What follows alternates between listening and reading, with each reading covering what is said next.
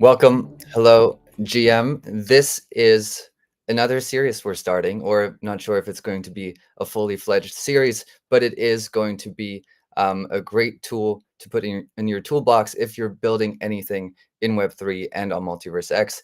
This is the first time we're doing a founder session, Lessons from the Trenches. We'll be joined by two people who have been there and done that and share their wisdom with us. Basically, the format is going to be short presentations.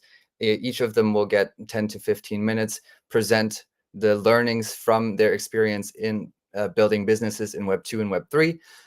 Then we'll have a short discussion afterwards, touching on some of the most important points. And throughout all of this, you're very much invited to ask your own questions. So if you think you want to know more, learn more about anything that they're talking about, please let us know. With that, the briefest of introductions, I'm welcoming my first guest here, which is Mihai Rad from AI Nexus. They just came out with their app. Maybe Mihai will tell us a little bit about that. But first of all, welcome to the show, Mihai. How are you? Thank you, Lucas. Always a pleasure. And yeah, there was a brief intro, but very on point. I'll try to keep my time here as concise as possible as well. I love that intro graphic that you had. I don't know if anyone saw it with the blueprint and the founders. There was a valley of death there, very ominous. Yeah, I was just thinking that most of the founders will kind of feel the heat of the valley of death at one point, and the whole trick is to survive and keep building. So hopefully I'll share some insights about that. Amazing. Yeah, I'll give a tiny bit of background there. We were on a call, a lot of Multiverse X founders not very long ago, and some people, were just talking about how they're doing and how everything is going, and started sharing some lessons. And so the idea became, okay, well, if these lessons can be shared with everybody, the broader community, not just on MVX, but these are applicable for anybody building any business, anywhere, anytime, we should. And so here we are with this first episode of the Lessons from the Trenches. And later on, we'll bring on Thomas as well. I'll introduce him separately. But again, this will be a super fast-paced show. Please chat with us, ask your questions, do follow-ups, and anything that you want to know about what either of our presenters will talk about, please, let us know. And again, without further ado, enough introductions, enough fluff. We're going to get into the lessons right now. Mihai, you have the stage, and yeah, everybody listen in, and thank you, Mihai, for sharing everything. You're more than welcome. Happy to do so.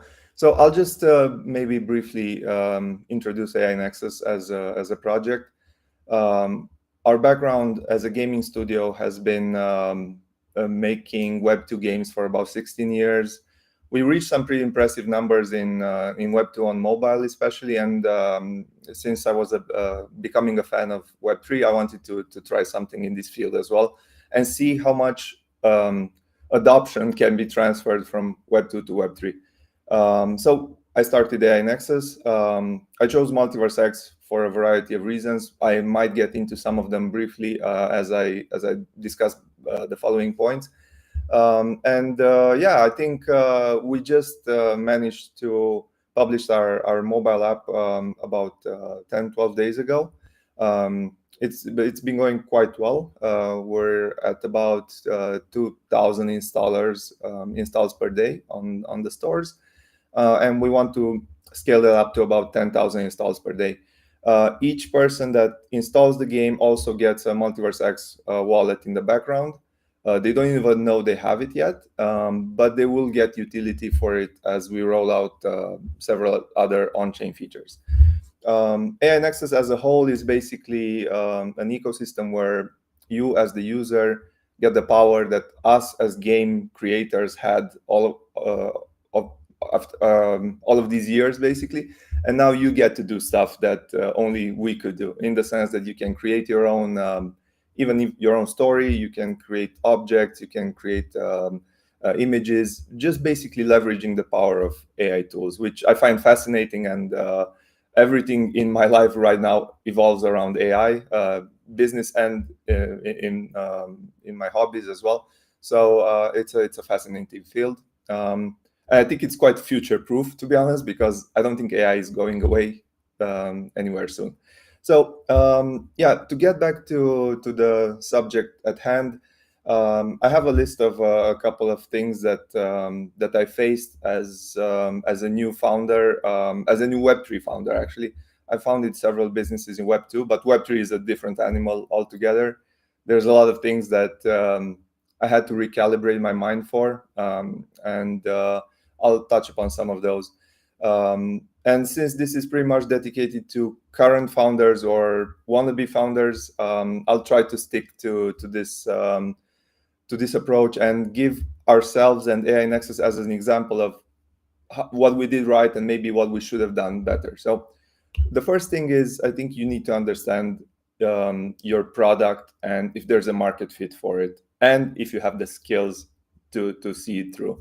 I think that's pretty self-explanatory. In our case, since we've been making games for all this time, we decided to make a gamified social experience, basically. We stayed away from play to earn, which was quite popular even at that time when we had the idea for AI Nexus, and we decided to go a slightly different route. The second thing that I would advise anyone starting a project is to be very careful when designing your tokenomics. I think many good products get buried away by poor tokenomics. And by that, I mean just stay away from hyperinflationary tokenomics. If there's a way to make it deflationary, that would be even more amazing. And just try to keep it balanced. I think there were many projects that had very high FDV and very low float, and they were just unrealistic as a business. And that was something that we tried to avoid. The third point that I wrote down is there is this sort of pressure to list on as many centralized exchanges as possible right after TGE. I think obviously if you can do it, do it, but the costs just go up to a point where it might not make sense for you to blow half of your budget for listing on some big name exchange. It doesn't really bring that much value to your project if the other parts and components like the product and marketing are missing. So list on a few exchanges, and ideally don't use your token as payment if possible, because that will turn around to bite you at one point. my fourth, these are not in order, just stuff that I wrote down. Um, Growing your community. I think that's this. It's obvious that you need a community to support you, and we've had a very nice community here on Multiverse X, and I enjoyed every minute of it. I know we've been through some tough times with the ecosystem and ourselves as a project. We actually launched in the worst possible timing for the past, 30-40 months, I think, just at the peak of something that looked like a bull market, and then it went all the way down from there. I think it was the worst Q1 for altcoins, if I'm not mistaken. But we're riding through this, and this doesn't really affect what we're building. So going back to the community, yeah, just make sure you get consistent updates on your socials and to keep the communication lines open. I think that's super important. This is something that Multiverse X itself has been starting to do lately quite a bit. This show is basically one of the many things that they're doing as well. So I appreciate that as well. Yeah. Now, speaking of Multiverse X, this was my other point. We have this ecosystem here. It's not huge. It's not the most hype, but it exists, and the foundations are really good. Like, I haven't changed my mind about building here uh, after a year and a half of doing so. So I still think the core principles are still there. It's just there's the whole market situation is bringing a lot of negativity in all ecosystems, not just here. I think we just need to push through that. I think that should be the mentality for everyone, especially us as founders and builders.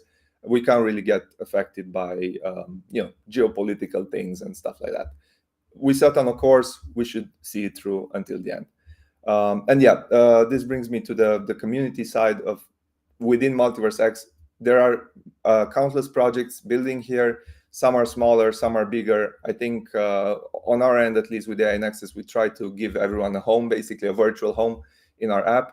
And we did that with the Clone Machine app, where you can create your own AI agent based on your Twitter profile. So that's sort of like our way of reaching out to our community, to the Multiverse X community, and just giving something of value, hopefully, to the other founders and builders. In our case, it was something like, okay, there's a lot of projects that don't have like a visual representation. There's DeFi projects, there's NFT projects that can bring their NFTs to life, basically. So we found a lot of use cases where our gamified approach and our highly visual approach might fill a void that exists. Right. Embrace building in public. I think very cool example with ViboX.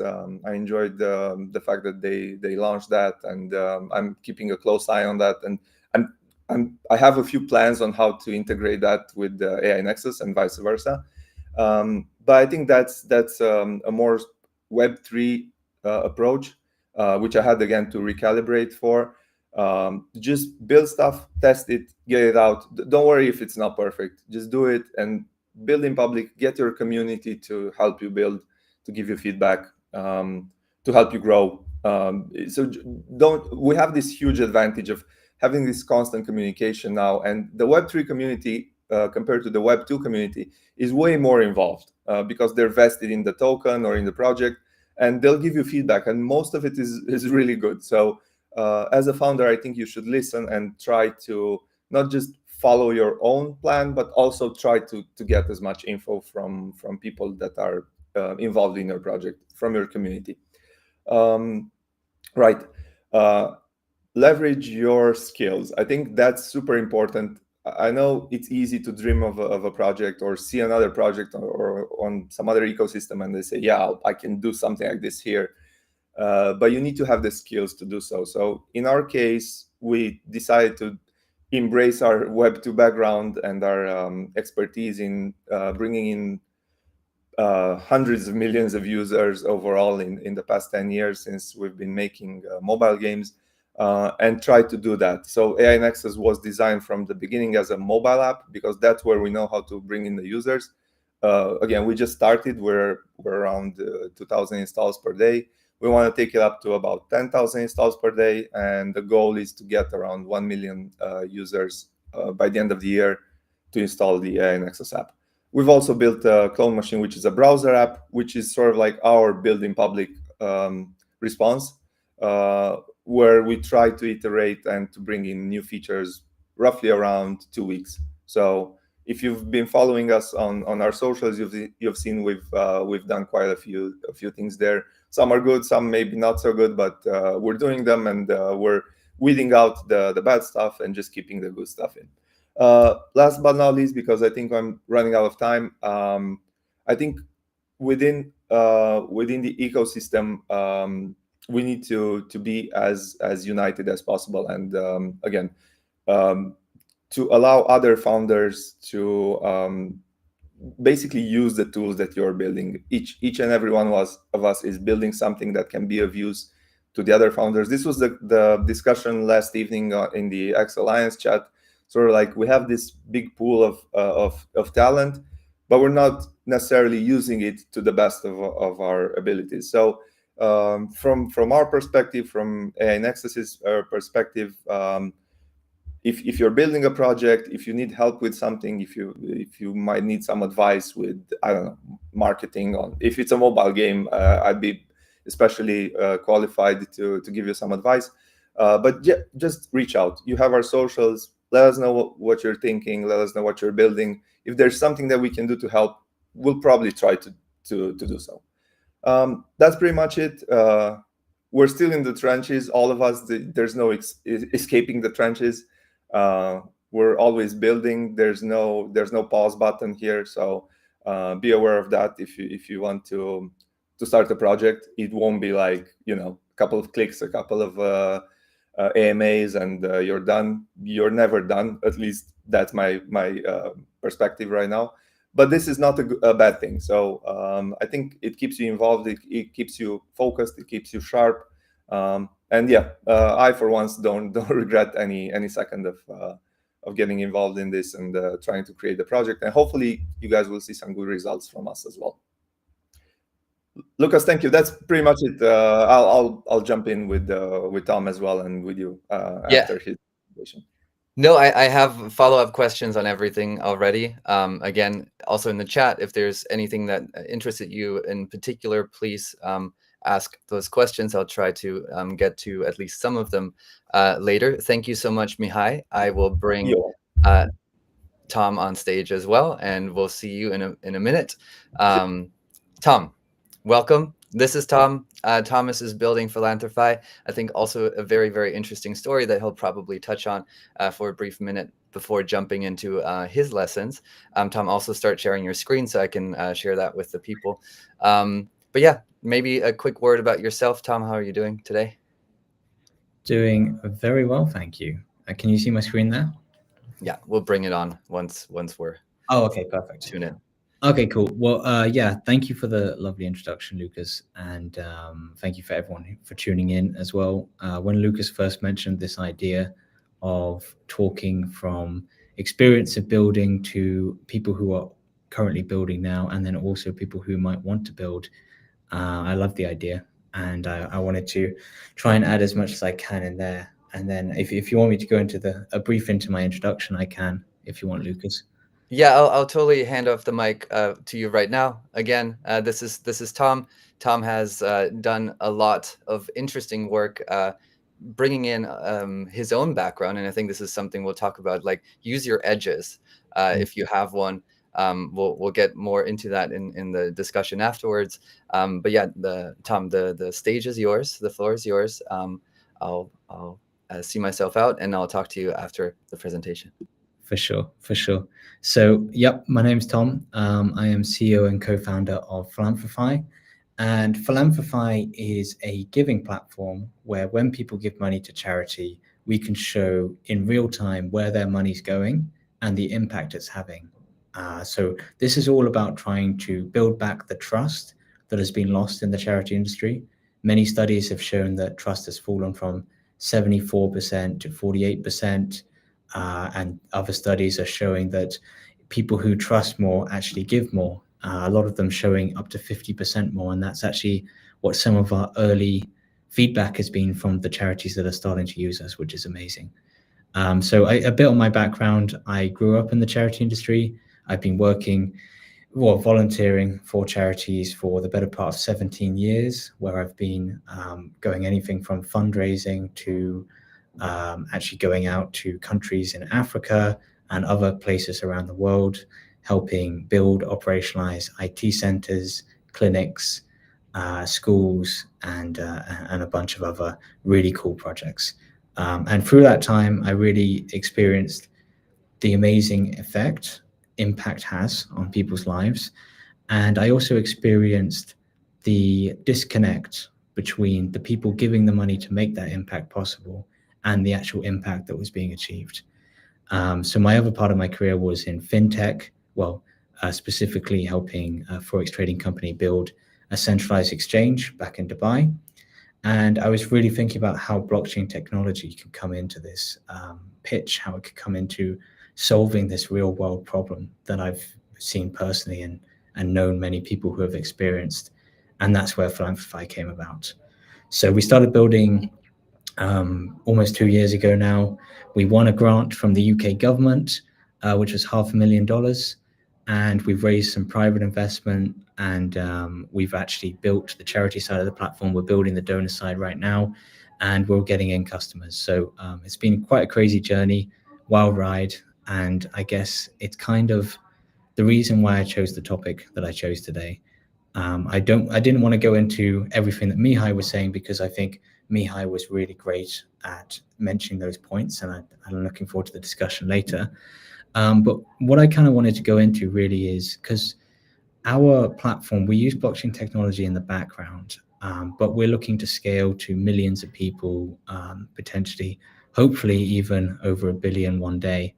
And to do this, you really need to have the right messaging, because if you're just talking about NFTs, smart contracts, DAOs, if you're talking about all of these technical things, one-shot finality, all of these things which no one other than people in the Web3 space understand.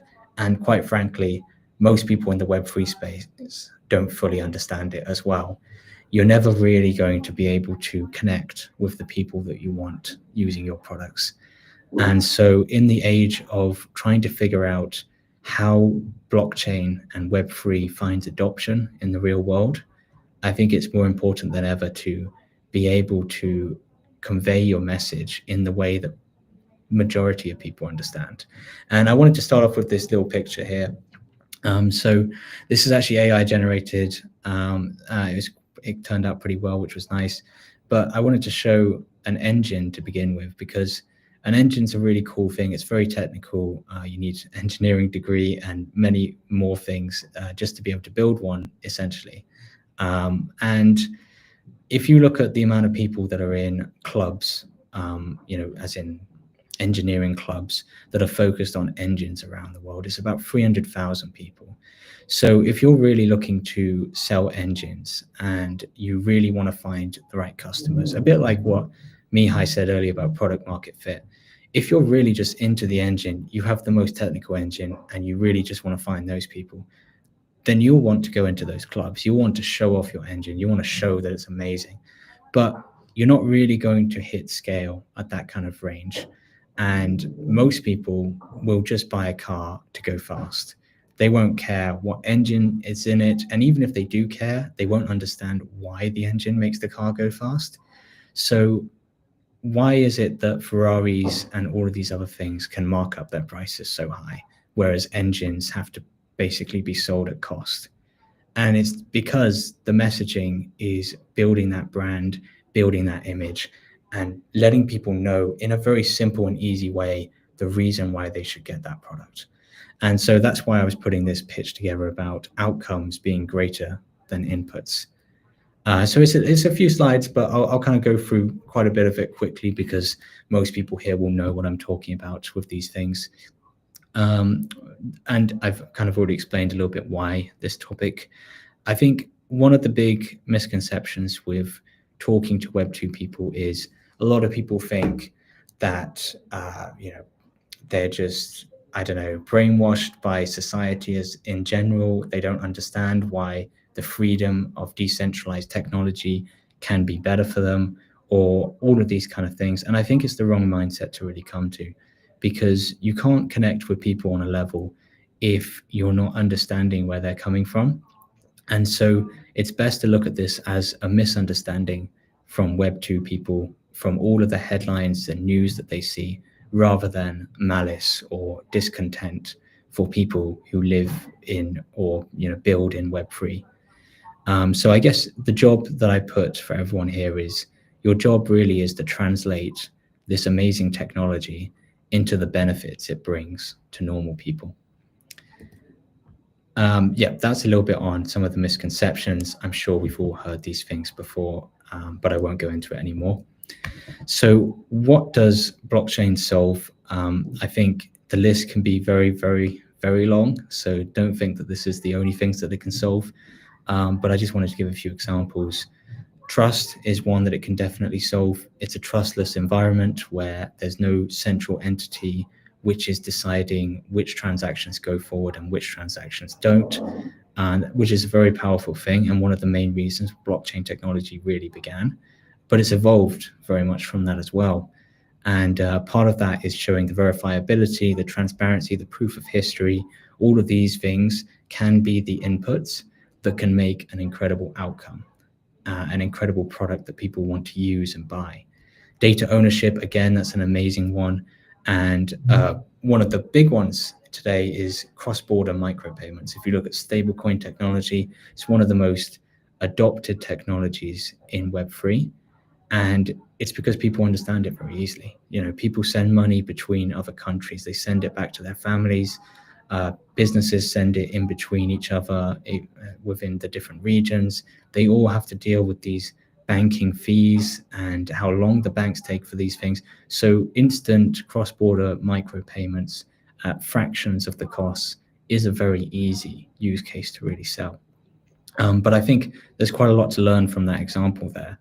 And the way that it's been sold is very interesting if you really look at the way people like BlackRock, JP Morgan, and all of these kind of people, even Circle, as we all know with USDC, how they are actually selling it and are getting this technology adopted. So some use cases that translate to Web2, I wanted to go briefly into this just to give a little bit of an idea of some of the things that are already happening, really, because there are some amazing projects doing this. Supply chain verification, that's quite a big one. I mean, if you looked at VeChain when they launched many, many years ago, they launched basically on this, and there's been many other great startups since then, some of which are actually on Multiverse, and they're doing a great job too. Another one is digital identity, credential, fraud-proof documents. So that could be tickets, that could be passports. We all know the kind of people who are doing this at the moment. There are some great builders there. Tokenized incentives, creator royalties, crowdfunding with transparency. The use cases for Web3 technology into the Web2 world is almost endless. A lot of people say Web3 is the missing link to Web2, and it was when the internet was created, that was the thing that was missing. So I wanted to, because I know we won't have too long, I don't want to go too in depth with anything. But I wanted to also bring up crypto, obviously, because blockchain, as we all know, does not mean crypto, although crypto is reliant on blockchain technology. But I think depending on who you're pitching to, which is another good point, because you might be pitching to businesses or you might be pitching to consumers. And both of those require very different pitches. But in the normal world or Web2 world, both of them require the kind of messaging that I'm talking about today. And crypto's a good thing because it's got a very bad reputation. It's very volatile, regulatory uncertainty, although that's starting to become a little bit more clear. And people get scammed. I mean, influencers come in, they don't know what they're doing, and they rug pull their communities and they get rug pulled themselves. But it's also got many benefits as well. It's funding, engagement, programmable money, and it's the main reason why, well, one of the main reasons why most people are actually in this space today. So how to pitch to Web2 stakeholders? Again, I go back to outcomes. It's not about ideology, because if you start pitching someone an ideology, all of a sudden they'll start thinking that you're trying to bring them into a cult. And everything has cultish features in some way, but you're not going to be doing a very good job in that pitch if that's the way you started out. So I think explaining the why is the most important point, and then delve over at a high level the technology. And if they really want to get involved, then you go more in depth with what the technology is and how it works. And the reason why you start with why is because people have a very short attention span these days. If you start off with how, if you start off with when, where, whatever, all of a sudden they're just thinking, oh, I'm going to have to listen to this 5-minute pitch just before I finally hear what they are trying to talk about in the first place. So the why it's important to them is the first thing that should be coming out. You can obviously use analogies. There's a lot of reasons. So like, I mean, one thing could be, you could be saying like, oh, well, it's like the SWIFT payment system. If you're talking to banks, that is, it's like the SWIFT payment system, except for the fact that it's cross-border micro payments with very little fees, and it's 24/7 running with instant confirmation. And the other thing I'd say is avoiding jargon. That's a very big thing. And then trying to de-risk the unknowns. Web3 is still very unknown to Web2 people.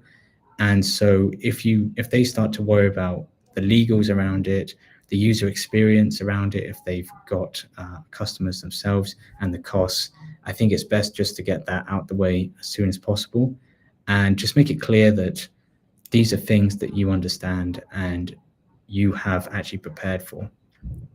So in terms of changing of messaging, I just want to give a couple of examples. I kind of did 5 areas of Web3: DeFi, NFTs, DAOs, stablecoins, decentralized compute, and just to kind of just go into what to say and what not to say. Obviously, these are not final. These are not like, I'm not speaking as the god of messaging or anything, but they're just an example on what could work and what I've personally seen work for some of the people that I've been speaking to. So for example, DeFi, a lot of people would say permissionless yield farming. All of a sudden, you've just pretty much said 3 words that no one understands. And then you go into saying something like using AMMs or LPs, liquidity pools, whatever, and you've used even more words that no one understands. So in that one sentence, all of a sudden, just for them to understand what you just said, you need to spend about 5 minutes explaining every single one of those words. Whereas if you're talking to a normal Web2 person and they're saying, well, why is DeFi important? Why should I even get involved with this? Well, starting out with something like it is a peer-to-peer financial services without the middleman, lowering fees and giving faster settlement, people understand these words and it makes sense to them. And all of a sudden they go, lower fees and it's quicker. Wow, that's pretty cool. Tell me more. And I think that's one of the big things here, because if you start out your messaging with something people don't understand, it's going to be very hard for them to really follow the conversation going forwards. Whereas if you start out with something they understand and then build upon it, all of a sudden you can actually start to build a rapport with the messaging that you're trying to sell. There's obviously a few other examples here, but I have a feeling I'm probably running out of time. So, and I didn't want to go too in depth. This is kind of just an overview and a summary. But I think the main points are that blockchain, like everything, is not the be all and end all. It is not a silver bullet. It's not the gospel that you need to preach to your neighbors, to your friends, to your colleagues. It is an extremely useful technology, which has so many use cases, and many could argue is the missing link to the internet. But I think it's important to start off with why it matters to them. What are the problems that they're dealing with today? And I think that's another thing that goes back to Mihai's point on product market fit. You can't really find product market fit if you're not solving the problems that people are feeling. So if you start off with what their problems are and then go into how blockchain could solve them, not going into the technical prowess of amazing engineers, but going into the benefits that all of their hard work can achieve. I think that's where a pitch becomes from complex to clarity, and that is where you really get true engagement. So I just wanted to thank you for listening to that, and look forward to the rest. Thank you, Tom. Yeah, very, very interesting. I'll also bring back Mihai. I kind of want to do an experiment. Mihai, like, what's the one thing, I'll ask you the same question about Mihai's talk. What's the one thing that kind of like resonated the most with you of let's say the lessons learned that Tom was talking about?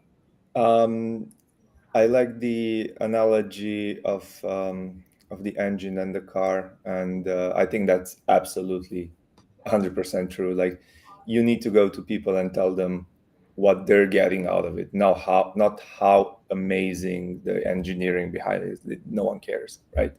No one cares about that. Everyone cares about the flashy bodywork and the badge on that Ferrari that you had the AI draw there. No. I mean, obviously the engine is super important, but that's not the selling point. It's the sound, it's the look, it's the feel, it's the social status. So I think that's what you need to sell, in quotes, to sell to people, to your investors, to your community. Just tell them what the benefits are instead of telling them what complicated way you have of solving a technical issue or something. No one cares. Yeah, you sell the sizzle, never the steak, right? So it's always the feeling that you're going for, the benefits, not the features. Tom, same question to you. Was there anything that when Mihai was speaking, it's like, oh yes, I had the same thing, or like, oh, this actually rings a bell. Like I can use that. I think a lot of what Mihai said was actually like little nuggets to be listened back to as well. But one of the big things that really resonated was when you were talking about solving problems, and being able to resonate with people on those problems, and how you can then find product market fit for that, because product market fit is very much seen as like the golden target of every single startup out there, web 2 or web 3, and it's almost like an elusive dream that startup founders have. So it was really cool to hear some of that, and I think Mihai just rattled off a lot of great things in a short amount of time. So I'd love to talk more about some of it. Yeah, I kind of want to go. I mean, through both of yours, I made a bunch of notes. I think a question that resonated, I think that both of you can maybe answer is like, Tom, you obviously worked in fintech, in charities. You sort of like found this particular idea, and this is also, maybe we can talk about this product market fit. Like the same for you, Mihai. You stumbled into Web3 a little bit through, I think, a hackathon, if I'm not mistaken, where you just kind of threw your hat in the ring, and then came in there. Like, what would you say are some fundamental differences that you see between like building for Web 2 and building for Web 3? Are there any? Could also be like I have a big the one. lessons are the same. I have a big one. Okay, yeah, go for it. So usually in Web 2, we kind of like go for a very, very long-term plan with a very delayed execution. So for us, when we make a mobile game, it usually takes up to 2 years to release it. And you probably know from the gaming industry, at least, that are you guys enjoying GTA 6, by the way? No, you're not. And I know why you're not, because it's hard to make a game like that.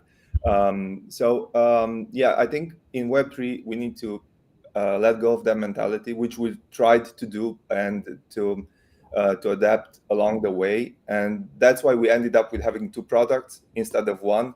The one that we initially thought of and that we promised and that we delivered just a week and a bit ago is the mobile app, which is a very long-term oriented thing.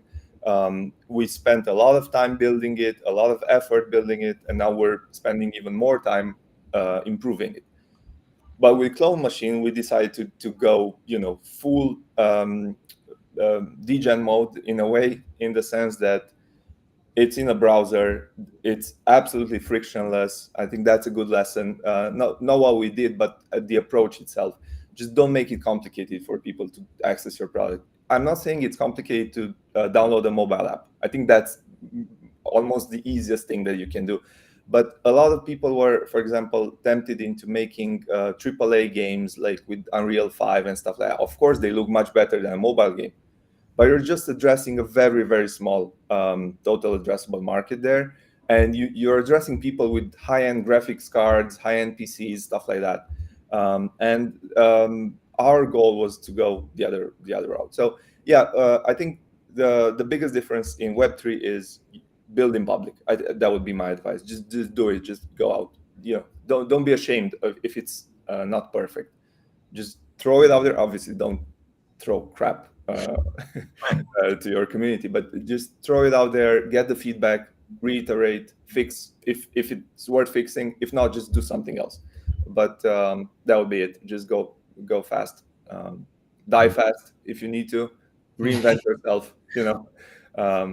Rather than just no one has patience, just like you said, and that's why I think it's a good idea to keep this even this show short, to the point. No one has 2 hours to listen to anything, no matter how valuable it might be. Tom, your thoughts, like differences. I mean, you're building a super different product. So also very curious how you perceive the differences there. But yeah, kind of the biggest difference, if there are any, for building a business and that has to do with Web3. I think Mihai kind of jumped on one of the biggest things, which is the community, because Web2, you can have Reddit chat groups and all of these kind of things, but they're quite disjointed, and you have to manage multiple things at the same time. Whereas Web3, a lot of people really are just so engaged. Like they're hours every single day. They're checking what's happening. They're checking who's building. If AI Nexus brings out a really cool dancing tool, everyone's jumping on it, playing with it, and sharing it with friends and so on. And I think that's one of the reasons I think what Mihai said there is really important and cool, which is just throwing things out there, like just building in public. I think in general, it's a good thing for startups to do that, because the best way to make a good product is to have the feedback as quickly as you can, so that you can improve it, keep building, and so on like that. I think the other difference is, I guess, the biggest difference, which is kind of a problem in some ways, is that Web2 and Web3 find it very hard to mix, communicating wise, or, in general as well. When you have all of these platforms like X, you'll have, because of these platforms, you'll only see Web3 content. You won't see Web2 content. And that also means companies who are just focusing on Web3 user base find it difficult to also reach out to the Web2 people on these platforms. And so there's some of those kind of problems there, which I think a lot of companies and startups are really trying to solve. I think AI Nexus has a great one, with obviously the network that they already have with their previous games and so on. In terms of us, I guess the only difference there is we currently are mostly focusing on businesses. So we're focusing on partnerships with businesses, on bringing businesses onto the platform and so on. So it's a little bit less out in public, and a little bit more meetings behind the scenes. I guess that's probably quite a lot of Web2 as well, doing that. Mm-hmm. But that's a good point, Tom, because obviously I was speaking from my perspective. Like, you can't build everything in public. But when it comes to a game or to something similar to our project, I think it's worth just showing early versions of it, even if they're not perfect. Because in Web2, we're afraid to do this. Like, in Web2, we need to have everything perfect, because that's it, and that's when you get judged. Here, I think you get judged along the way, and with your history, with your present, and with your promises for the future. So I think that's pretty important. Yeah, you can get judged for not releasing anything, right? It's like, oh, this project has been dead. This working in silence kind of narrative, I think, used to be a thing in Web3 as well, but it doesn't really play anymore. Yeah, and I think a very interesting thing, leverage your audience and leverage your users, because they're a feedback machine for what you're building, right? And I think that's super interesting. I also wanted to touch on, both of you guys talked about product market fit. And both of you guys were like, okay, what are the users we're serving? What are the problems we're solving? Just maybe if both of you kind of want to reflect on that a little bit more, like some concrete lessons, like are there great ways that you found to see if you have product market fit? Like if you're actually solving a problem, if this is actually an interesting product, have there been any lessons learned there? I'll start with Tom for this one. Yeah, I think product. So I think Mihai's much more experienced to answer this question, given previous success. But product market fit, from my standpoint, in our experience, and then also in people we've talked to who've been successful or who haven't been successful, is quite a difficult thing, because it's not just about solving a problem that people have. It's about understanding how many people have that problem. It's about understanding how big a problem is it for those people. Are they willing to, put money into that equation? Are they really willing to talk to their friends about this amazing product that you've created to solve their problems?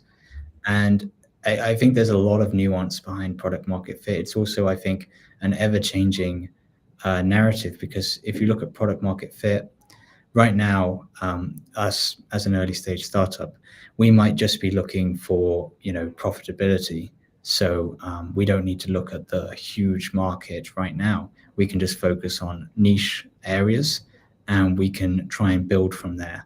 But once we hit those niche areas, all of a sudden, once we want to expand to a larger audience, we want to expand to maybe even other countries, product market fit can change with that as well. And so I think it's one of the most difficult things founders can really do. And I think you can actually have successful companies without even finding product market fit. Yeah, Mihai, some Yeah, thoughts. I was looking at the color of my shirt, and I was I was thinking about the product market fit that you guys might find surprising. So we have a game in Web2.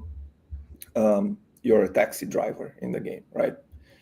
You drive a taxi, you stop at red lights, you wait for 30 seconds for the light to go green, and then you signal, and then this is the game. In many people's minds, this is a pretty crappy game, right? I mean, you want to drive fast, you want to drive Lambos, you don't want to obey the traffic laws, you want Need for Speed, you don't want real life.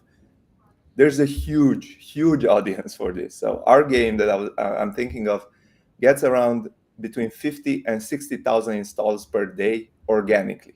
This means there's 50,000 people every day that want to become taxi drivers. There's probably a lot more. This is just on our game, and there's hundreds of similar games.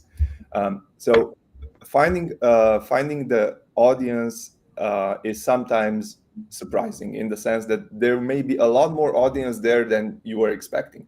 To be honest, when we started doing these simulation games, I wasn't expecting so many people like to drive buses or trains.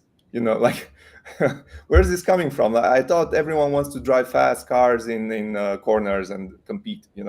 But no, there's a huge market for this. And again, I'm going back to the stuff that I know and I experience daily. So yeah, you can create virtual taxi drivers as a business, in our case, sort of, or give them a platform where they can express this sort of desire that they have, which again, it might be weird, but it's there, and it's a business. So as founders, you should try to see beyond like what's the obvious stuff. Like, people want racing games. Yes, that's true, but people also want to drive tractors.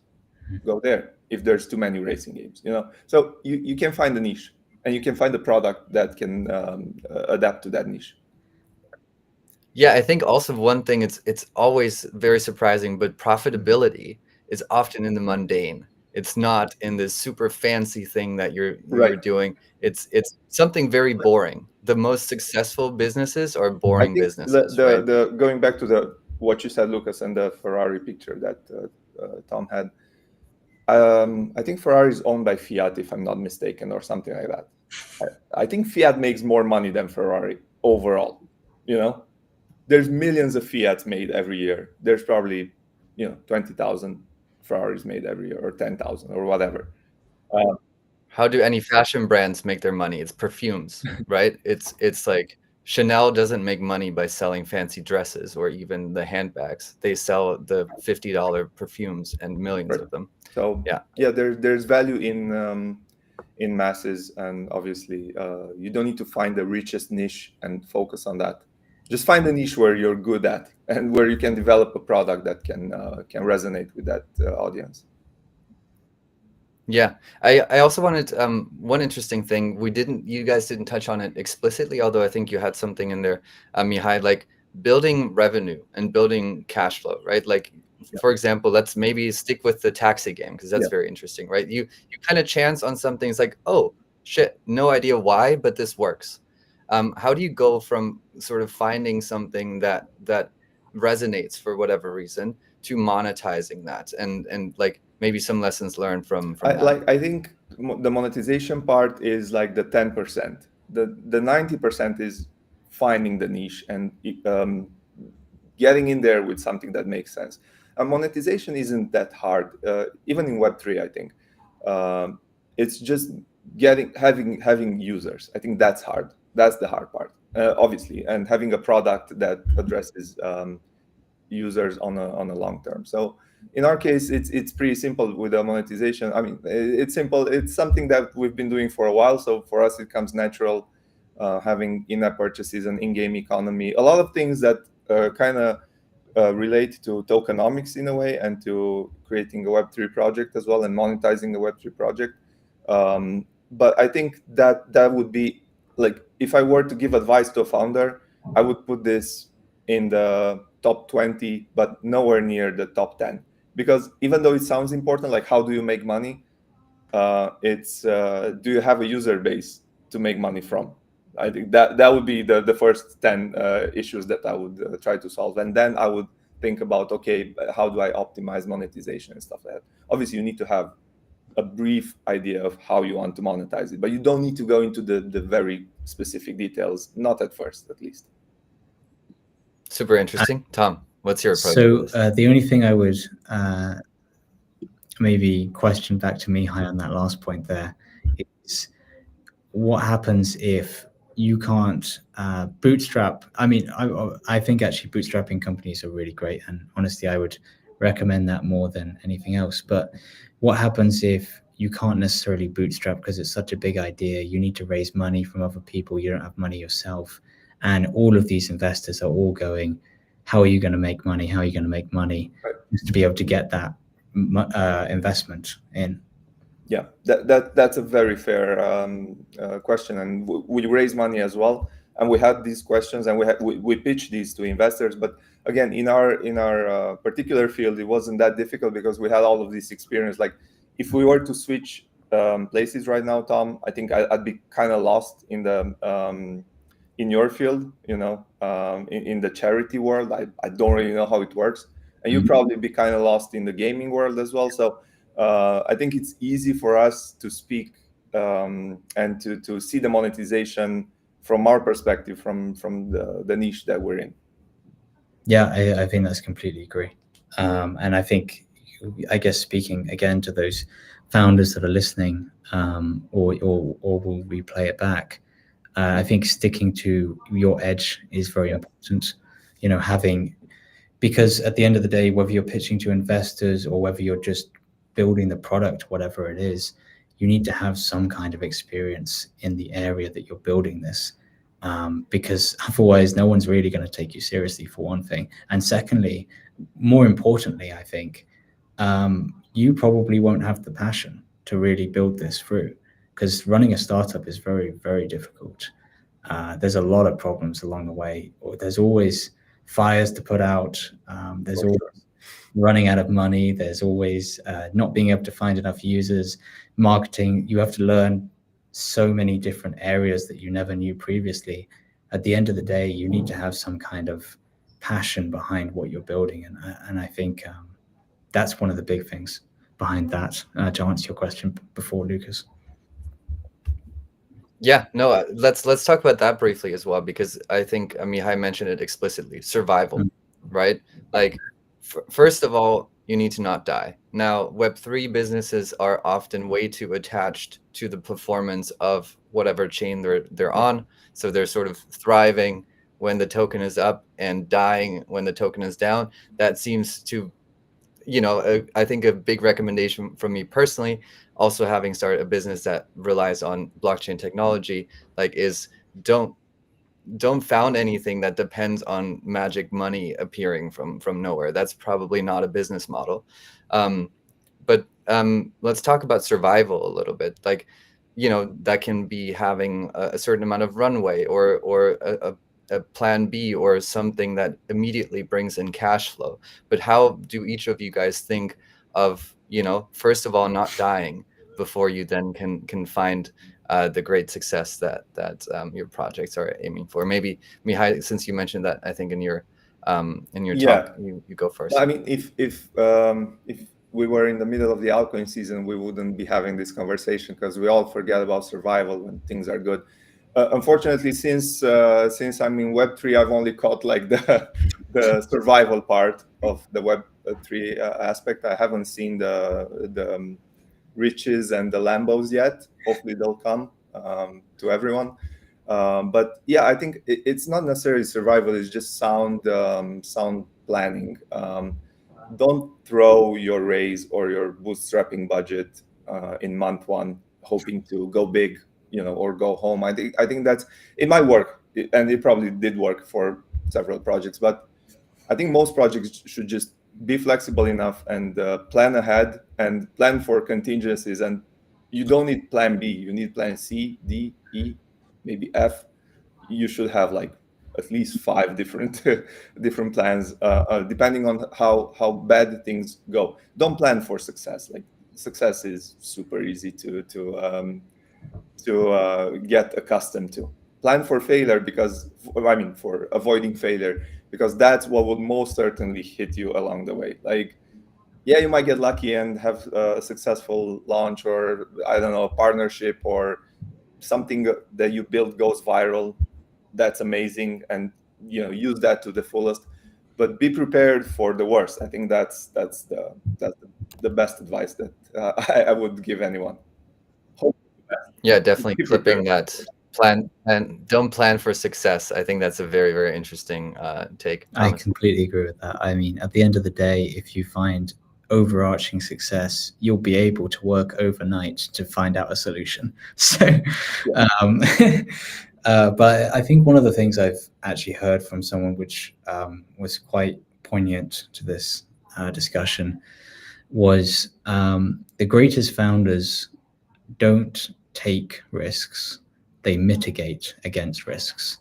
And I think that goes very much to what Mihai was just saying there about having many plans to mitigate those risks. The one thing I would say is, and this is what I've done in life, not just with the company, I've always, like Mihai said, had 5, 6, 7 plans. I've always had, I'm not just in one discussion with one potential client, I'm in 10 discussions, 15, 20, and that's so important for so many reasons. It's important for your mentality, because if one suddenly goes off, you didn't bet it all on that one. You've got many more to talk to. If one goes very successful, you've then got the drive, the passion, you've got the energy to, maybe even get some more. And then you can also leverage deals off of each other and all of these other things, get the excitement, the ball rolling, the momentum is what you really, really want to be hitting. So I guess the point with that is always have multiple sticks on a fire. And I think also it's important to have 10% of your time spent on moonshot bets. So that grant that we won in Philanthropy, we, 1.5% of companies that apply for that win that. And most of the companies applying are, they have millions in their budget and they're paying grant writers to do these kind of things. No one expected us to get it. And, we failed the first time. So obviously there was some doubt on our side as well, but we kept going, and we were only spending about 10% of our time on that kind of thing. We weren't spending it all, but it made it. And all of a sudden we were launched and we were huge, and, really brought us to where we are today. So I would never discount moonshot bets, but make sure that you have some kind of limit on how much time you'll spend on them as well. Yeah, I think super instructive. I want to keep it short and sweet. We're up on the hour. But both of you, same question for both of you. Again, let's speak to the founders that haven't found it yet or haven't quite started, haven't released anything. What is like the number one thing, if you only have one thing, one piece of advice to give to new founders, people entering the space, maybe specifically Web3, but general advice is great. What's the one thing that they should keep in mind? The one piece of advice, Mihai? I mean, this might sound a bit corny, but start with your brain and then run it through ChatGPT. I would strongly advise anyone to do that, because I think, like, obviously AI is in the name of the project, but I think we should use this superpower that we've been given access to, and use it well.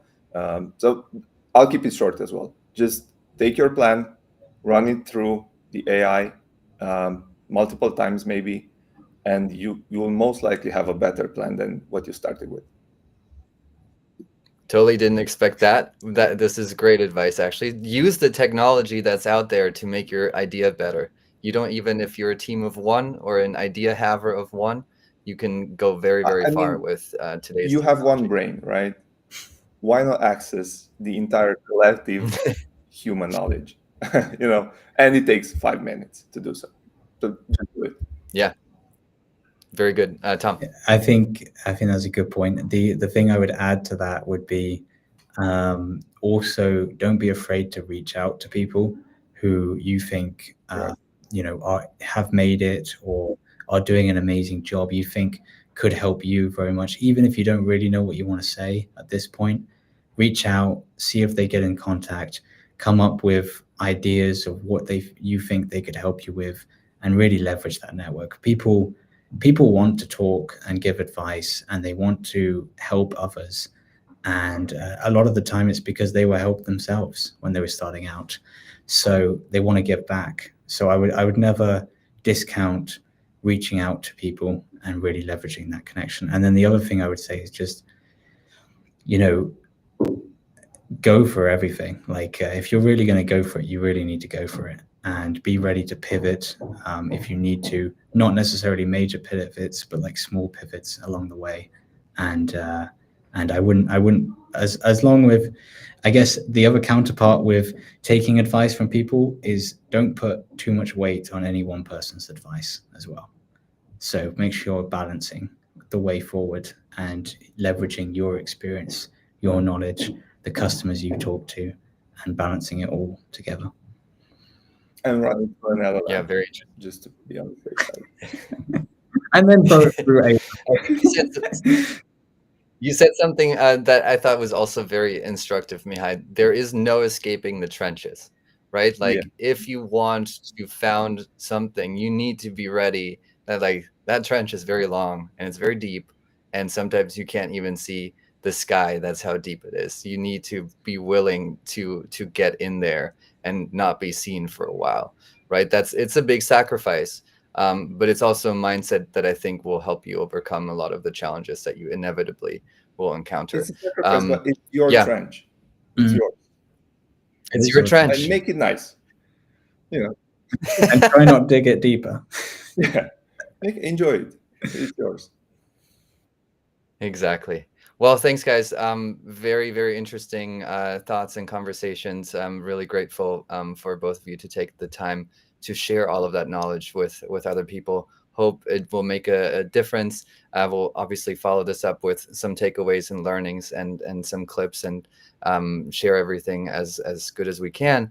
And then also follow this up with another session on some different topics, from marketing to some other interesting survival tips, perhaps.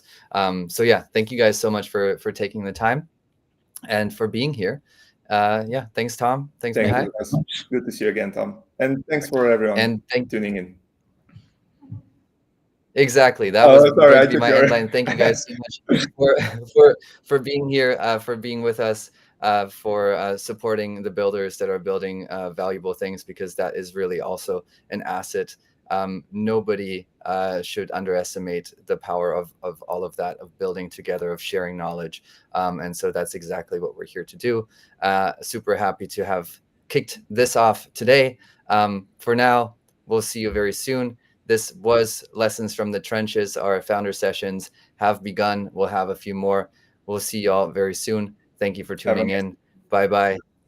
Bye-bye.